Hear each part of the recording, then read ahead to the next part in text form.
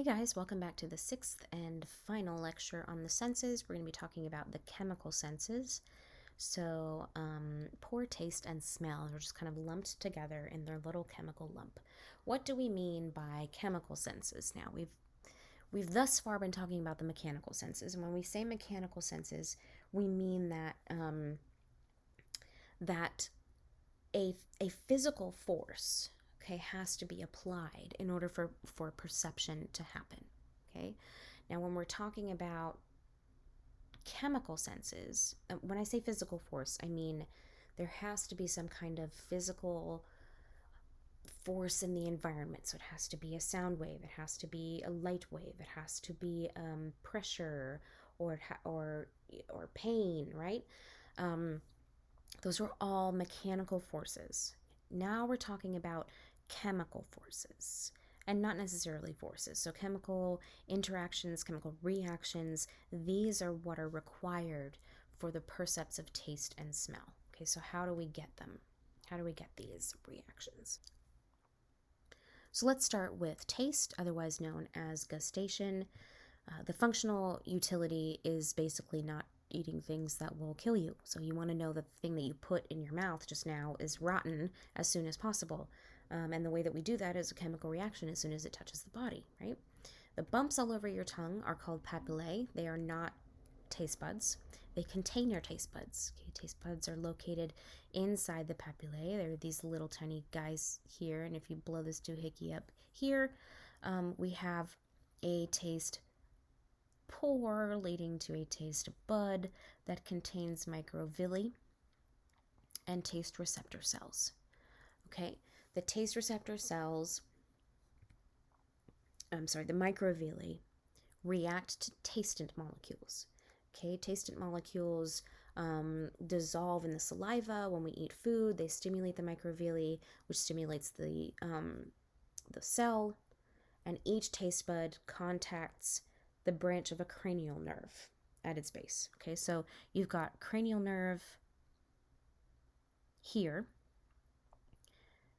cranial nerve axon, okay, and then these axons are going to, again, bundle up and go to where they need to go in the cortex. There are 5 categories of tastants: sweet, sour, salt, bitter, umami. The taste map myth is a myth. Okay, this is not true. There was a paper that came up with this information, and it turned into this pop culture phenomenon of like, oh, you can only, if you put things on the tip of your tongue, you can taste the salt better, and blah blah. No, so the paper caused the myth. It had some really weird data. It showed really tiny differences in thresholds between the papillae. Okay, so, or the taste buds rather. So the taste bud thresholds do differ in areas of their tongue, but they're tiny differences. Okay, and those are threshold differences, not activation preferences. Okay, so it's not that only sour will contribute to a threshold over here. It's that the entire tongue can taste sour, but maybe the threshold for sour over here is slightly lower. Okay, maybe the threshold to taste something sweet is slightly lower here, but they were really tiny differences. Okay, and the fact is that all taste receptors react to all tastants. Okay, granted some minor differences in thresholds. Okay, here's the layout. Okay, so there's different kinds of papillae here than there are here, right? And they are so named according to I believe according to their location, and their location is specified by sort of differing thresholds. If you look at the taste map, you can see how the taste map kind of overlays where these different kinds of papillae were supposed to be on the tongue. So again, very minute threshold differences, but that doesn't mean that they prefer particular tastants. All right, let's talk about olfaction. Olfaction is smell. What's the functional utility of smell? Let me tell you a story. My dad was working in Brazil quite a few years ago. He was there on his own. He was staying in like a little sort of apartment hotel room kind of thing. And they have AC units there that like window units, not like central air in Texas. And so my dad, for a little bit of background, my dad had a bunch of operations done on his sinuses when he was in his younger years. And those operations led to his loss of smell. So he has no olfaction, he has no sense of smell. So he is working, he's, hanging out in his bed, working on his computer. Everything's fine. He looks up, it's late at night, and he sees that the room is kind of hazy. He's like, I really must be tired. Looks up again, and the room is even hazier. In fact, what had happened is that the AC unit in my dad's little apartment had caught on fire, and it caught the drapes on fire. And my dad couldn't smell it. He couldn't smell anything. If he were asleep at that time, things probably would have turned out a lot worse than they did. He was able to climb out a window onto his balcony, the sort of like little laundry area, and call for some help. Thank goodness. But if that doesn't sort of cue you into the functional utility of smell, I don't really know what other story to tell you that will. Okay, so smell can really alert us to dangers in our environment. And smell is also can be very important for things like social behavior. Okay, and we'll get to that in just a second. So in taste, we have tastants. In smell, we have odorants. Okay, odorants are dissolved by olfactory epithelium. Okay, so you have, here's your olfactory epithelium, olfactory receptor neurons. Those guys are right here at the top of your nose. Okay, so notice that they're exposed. They seem to be exposed, and that's because you do have exposed sort of nerve endings at the very top of your nose. Yes, they're in a membrane, but it's sort of like part of your brain is like right there at the top of your nose. I don't know. That's the way that I think about it.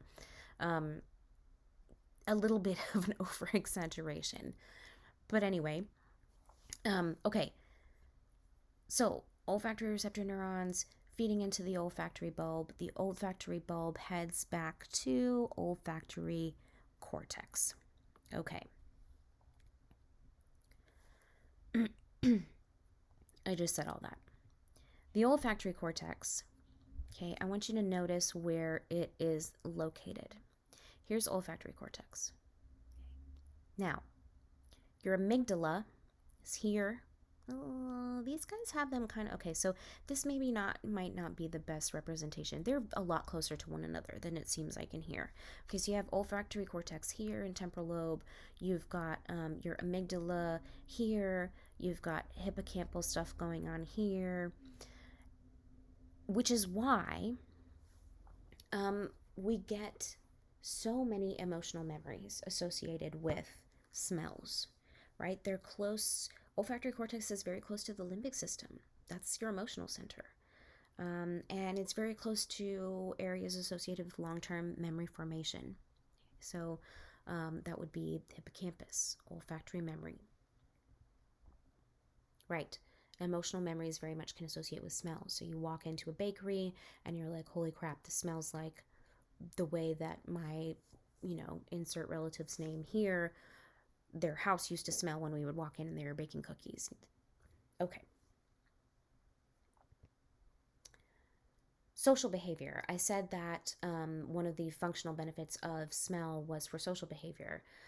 It's as far as social behavior goes, it's more kind of with like mating behavior. Okay, so let's look at this study. It was a PET study, positron emissions tomography study, with 3 subject groups: heterosexual men, homosexual men, and heterosexual women. And what they did was they exposed these 3 groups of participants to a testosterone-based odorant.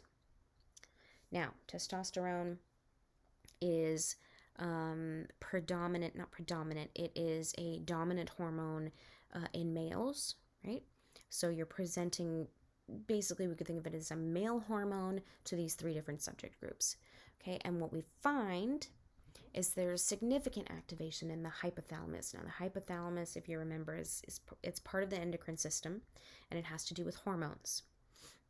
There's significant activation of the hypothalamus for heterosexual women. Here's heterosexual women, and for homosexual men, but not for heterosexual men. So for the two participant groups that are reportedly attracted to males, okay, their hypothalamus, which has to do with hormones, was very active upon application of this testosterone-based odorant to their olfactory system, right? This was not the same for heterosexual men.